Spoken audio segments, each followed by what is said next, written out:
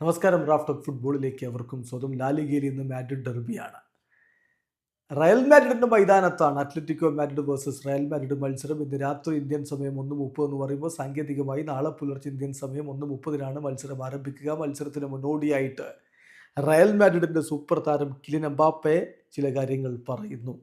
അദ്ദേഹത്തിൻ്റെ ആദ്യ മാഡ്രിഡ് ഡെർബിയാണ്, പൊളിച്ചെടുക്കണം എന്ന പ്രതീക്ഷയിലാണ് അദ്ദേഹം ഉള്ളത്.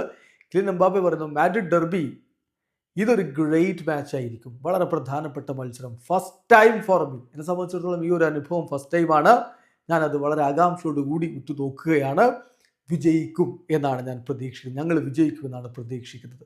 എല്ലായ്പ്പോഴും ഓബ്ജക്റ്റീവ്സ് സെയിമാണ്, വിജയിക്കുക.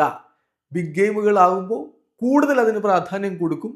അതും വേഴ്സസ് അത്ലറ്റി, അത് വളരെ ഇമ്പോർട്ടൻ്റ് ആണ്. ലാലിഗയിൽ അവർ ഞങ്ങൾക്ക് വളരെ തൊട്ടരികിലാണ്, അതുകൊണ്ട് തന്നെ ഞങ്ങൾക്ക് വിജയിച്ച് പറ്റൂ, വിജയിക്കാൻ വേണ്ടിയിട്ടുള്ള പോരാട്ടമാണിത് എന്ന് ഇപ്പോൾ കിലിയൻ എംബാപ്പെ പറയുന്നു. നമുക്കറിയാം, ഈ രണ്ട് ടീമുകളും ലാലിഗയിൽ 1-2 സ്ഥാനത്താണ്, ഒറ്റ പോയിന്റ് വ്യത്യാസമേ ഉള്ളൂ.